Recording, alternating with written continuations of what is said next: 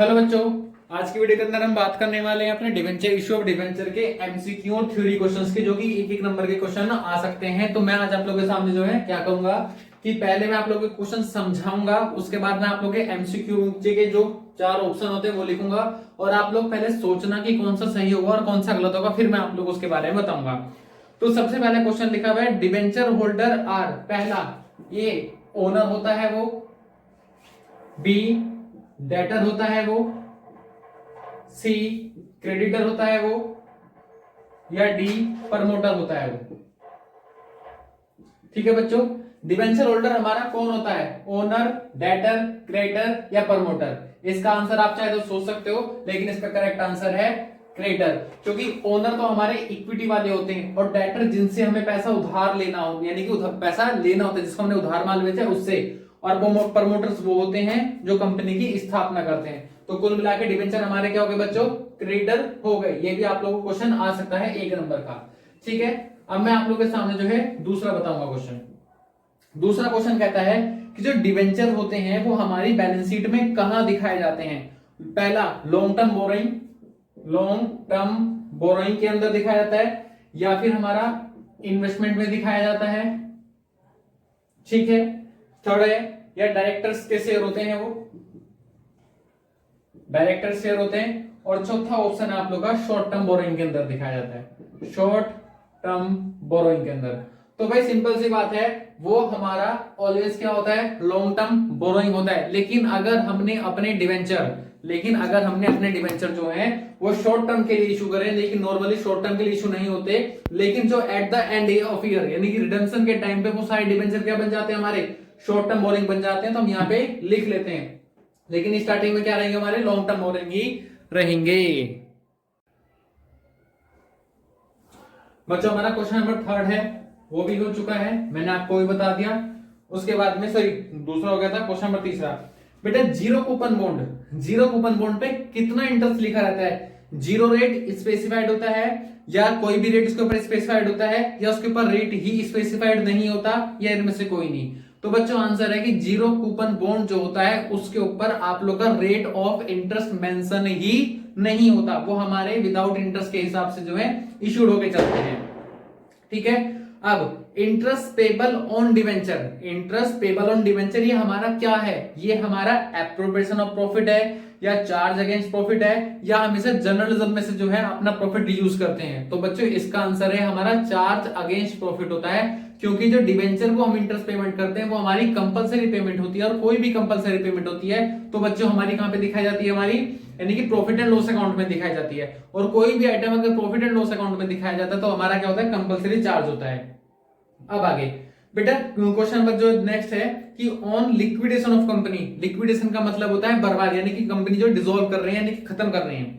On the liquidation of company principal amount of debenture is to be return, यानी कि जो principal की हमारे डिवेंचर की अमाउंट होती है उसे हम किस ऑर्डर में वापस करते हैं? ऑप्शन 1 सबसे पहले वापस करते हैं, दूसरा हम उसे सबसे एंड में वापस करते हैं, तीसरा इक्विटी से जस्ट पहले करते हैं, और चौथा पॉइंट है इक्विटी के जस्ट बाद करते हैं। तो आप लोग आंसर सोचना, तो इसका आंसर बनेगा बेटा इक्विटी के पहले, जस्ट पहले हम लोग, यानी कि इक्विटी को हम सबसे पेमेंट बाद में तब देंगे जब हम डिवेंचर की पेमेंट कर चुके होंगे। तो इसका आंसर आप लोग का सी है।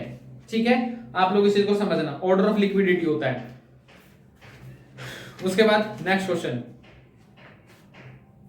डिवेंचर एप्लीकेशन अकाउंट हमारा कौन से नेचर का होता है? पर्सनल, रियल या नॉमिनल, या इनमें से कुछ होता ही नहीं है।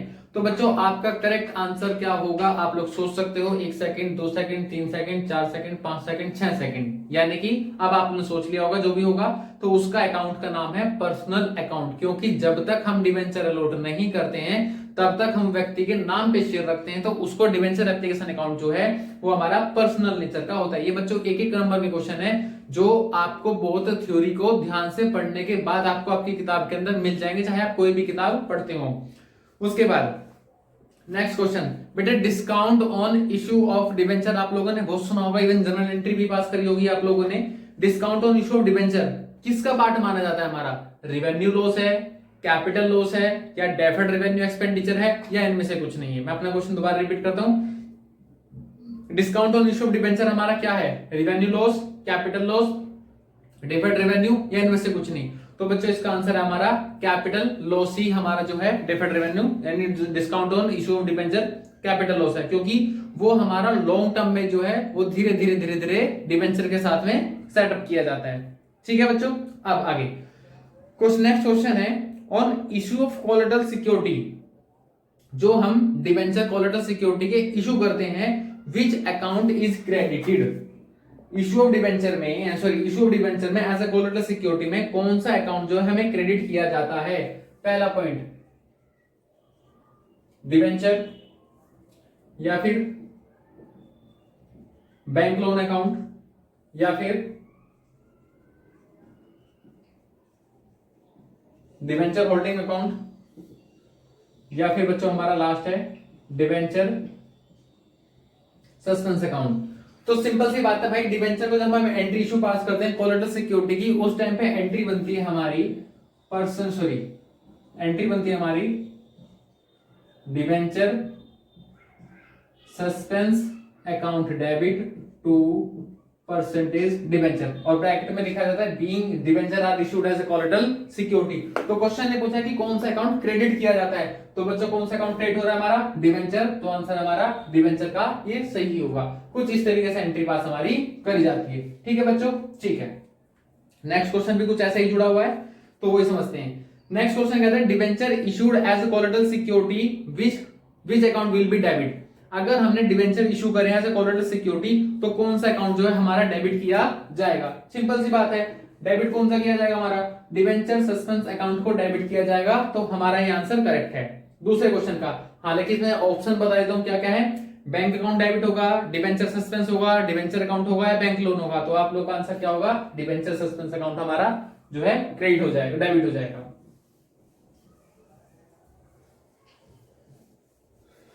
उसके बाद interest on debenture issue as a collateral security, आप लोग उसके ऊपर कितना रेट ऑफ इंटरेस्ट देते हो। मान लो आपने जो है 9% डिबेंचर इशू करे हैं, तो अब रेट ऑफ इंटरेस्ट उसके ऊपर 9 के हिसाब से दिया जाएगा या दिया ही नहीं जाएगा, या क्या नॉमिनल वैल्यू पे दिया जाएगा। तो आपका आंसर है कि issue of collateral security actual में हम अपने डिबेंचर इशू करते ही नहीं है, वो तो जस्ट ऐसे मॉर्टेज रखे हुए हैं उसके पास में, और जिसके कारण हम उसके ऊपर इंटरेस्ट पे नहीं करते। तो इंटरेस्ट जो हम लोग डिबेंचर कोलेटरल सिक्योरिटी में इशू करते हैं, हम उसके ऊपर इंटरेस्ट पे नहीं करेंगे। ठीक है बच्चों, next question premium on redemption of debenture. Premium on redemption on debenture हमारा किस नेचर का अकाउंट है, पर्सनल, रियल, नॉमिनल। बच्चे ज्यादातर इसके अंदर ही कंफ्यूज रहते हैं कि सर पर्सनल, रियल या नॉमिनल। तो बच्चों इसका आंसर आप लोग का है पर्सनल अकाउंट के अंदर ही जो है हमारा premium on redemption of debenture जाता है। ठीक है बच्चों, आगे जो है एक लास्ट क्वेश्चन कहता है if vendor are issued debenture 80,000 in consideration of net assets 1 lakh and the balance 20,000 will be credit. हमने जो है डिबेंचर इशू करे हैं उसको 80,000 के, जबकि हमने उससे नेट एसेट्स कितने की खरीदी है बच्चों 1 लाख रुपए की। तो सिंपल सी बात है 20,000 रुपए का हमारा क्या हो गया, फायदा हो गया। और अगर फायदा होता है, देखो आप लोगों ने एंट्री पढ़ी होगी assets account debit to vendor, हमने एसेट्स खरीदी कितने रुपए की 80,000 की, जबकि हम उसको कितनी पेमेंट कर रहे हैं 1 लाख रुपए की। अब डिफरेंस ऊपर है नीचे, ऊपर है, तो अगर डिफरेंस ऊपर आया तो बच्चों हमारा गुडविल के नाम से होगा, अगर डिफरेंस नीचे आया तो कैपिटल रिजर्व के नाम से होगा। तो आपका आंसर जो होगा यहाँ पे हमारा क्या डेबिट होना चाहिए था, गुडविल डेबिट होना चाहिए था। तो कुछ इस तरह के बच्चों हमारे जो क्वेश्चन है, एक एक नंबर के क्वेश्चन है। और अगर आप लोगों को मेरी वीडियो पसंद आई तो एक एक नंबर के क्वेश्चन जो मैं हर दिन आप लोगों के सामने लेके आता रहूंगा। तो जिन बच्चों ने अभी तक मेरा चैनल सब्सक्राइब नहीं किया है, तो पहले आप लोग मेरा चैनल सब्सक्राइब करो, ताकि आप लोगों को डेली नोटिफिकेशन जो है अपडेट टाइम टू टाइम मिलती रहे।